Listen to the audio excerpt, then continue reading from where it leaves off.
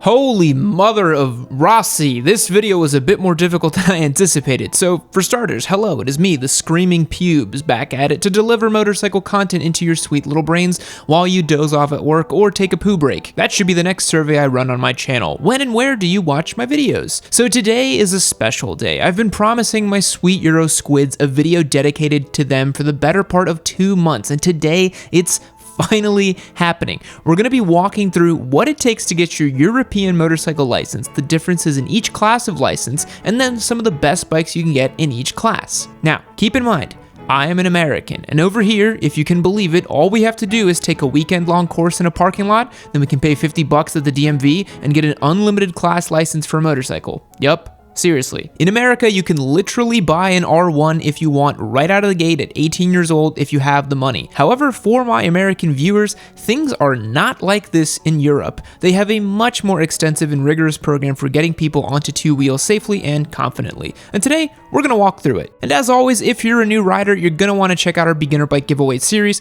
We've got this FZ07 with the full exhaust ready to go. We're adding some more parts and goodies on this bike and giving it away. Check the link in the description below to learn more.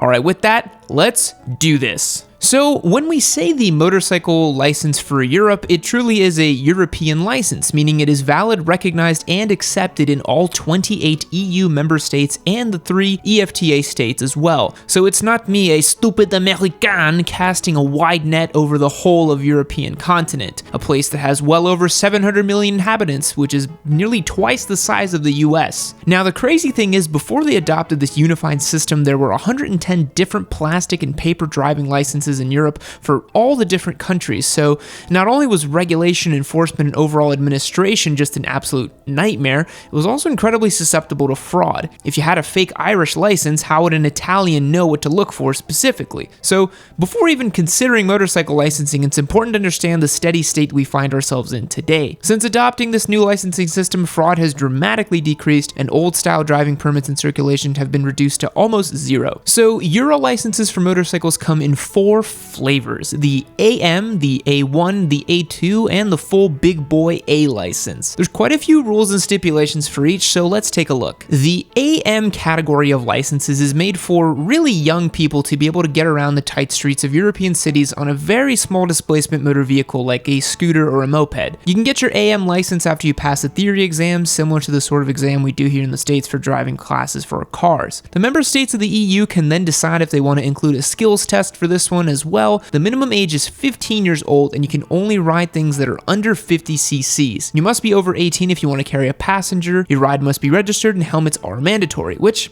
as a side note, our helmet laws here in the States are really silly. They should be compulsory as well, in my opinion. So I actually didn't even know about this class of license because I don't think anyone is really passionate about mopeds and scooter choices, since they're all basically the same under 50 cc's in my opinion. But anything like a Vespa or a little moped would be a great choice in this class. I think it's an awesome way for new riders to just get started and get familiar on two wheels when they're 15 and get started with riding. Now we move into the license I do get a ton of questions about, the A1. The cool thing to note here is that you don't have to necessarily have an AM license to then get your A1 license. In fact, from the research I did, it seems that most folks who are interested in motorcycles just wait and opt for the A1 license anyways. After you pass your CBT, which is short for compulsory basic training, which TLDR is a day-long course that covers the super basic stuff about two-wheeled vehicles, similar to our MSF here in the States, and you are at least 17 years old, you can take a 2-stage practical test and get your A1 license. Now that's going to allow you to ride a motorcycle or scooter up to 125 cc's with a maximum power of 11 kilowatts or about 15 horsepower. The law was updated a bit in 2013 for power to weight ratio rather than simply a horsepower figure. And now the bikes can't exceed 0.13 horsepower per kilogram. All member states were asked to institute this change and verify the homologations and actual status of the motorcycle that A1 riders use in cities. Now Americans might laugh at a 125cc bike with barely 15 horsepower, but Eurobros have to stick it out with this class of license for 2 years, since the law states that you must be in each class for 2 years before moving up.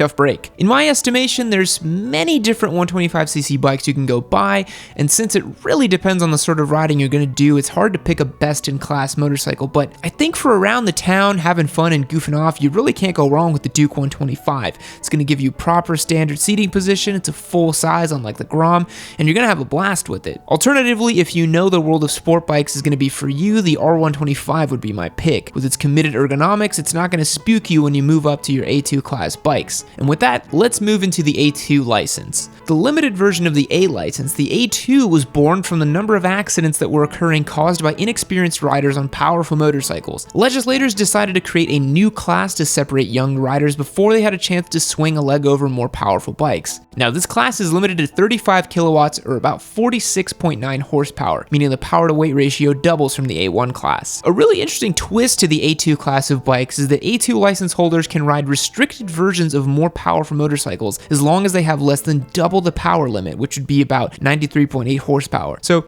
for example, you could get an FZ07, which has a claimed 75 horsepower from factory, and then add a restrictor kit to make it A2 compliant. To get your A2 license from your A1 license, you have to have 2 years on your A1 license. Since each member state can determine the minimum age, this is going to vary from country to country. For example, it's 17 years old in the UK, but in other countries it's 16 years old for that A1. So in the UK at age 19, you can get your A2, but in other countries, you can get your A2 at age 18. You then have to take 4 exams, where a general theory one is exempted for riders who have had an A1 permit for more than a year, and a motorcycle-specific theory, also exempted for those with an A1 license, and then 2 practical tests in closed and traffic environments. Now, you might be saying to yourself, wow, it looks pretty simple to get your A2 if you've already had an A1 license, and that is true. There's incentives in place for you to participate in the progressive license scaling, rather than jumping straight into an A2 or A-class license, which you can actually do, and we're gonna get into that a little bit later. A2 license holders have a much bigger pool of motorcycles to play with.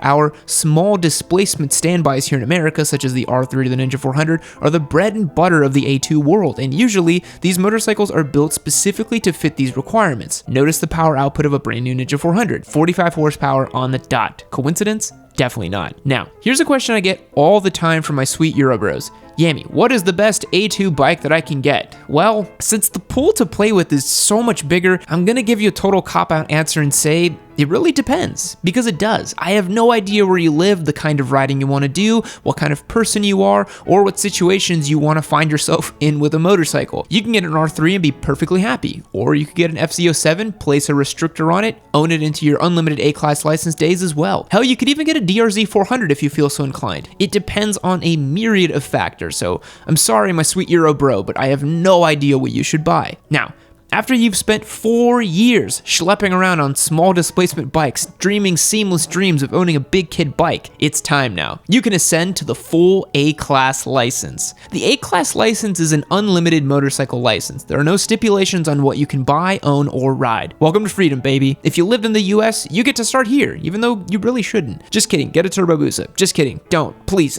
Just pay attention. The minimum age for this license is 2 years of ownership for an A2 license, so at the very least it will be 20 years old and then 21 years old for the UK. You take a final practical test and then you have your A-Class license and the ability to buy whatever bike you'd like. Go get that R1 or a Subaru 1290 or a Hayabusa. Nothing matters, baby.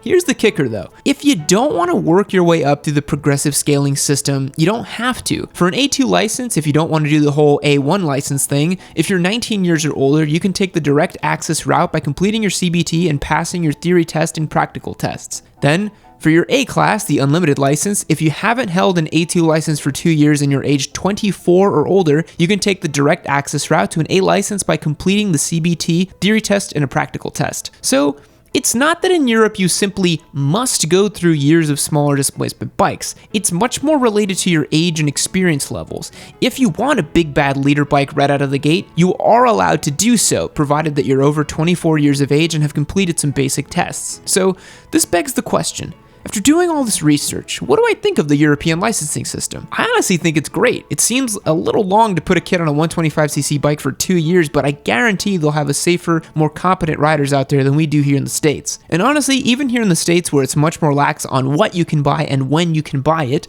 most riders who are even halfway sensible recommend beginners start on a smaller bike, learn it for at least a year, and then move up to something faster if they'd like. Either way, this was a super fun video to research and make. What do you guys think? For the Eurobros out there in the audience, how do you feel about license restrictions? Did I get anything wrong? I hope I didn't. I was pretty thorough in my research. And for the Americans, what do you think about all these regulations on motorcycles? Is it just plain un-American? Because that's kind of the point. Let me know in the comments below. I always look forward to hearing from you guys, and I'll catch you next time. See you later. Fact: some people experience the same feeling of arousal when thinking about food as when having sex. Goodbye.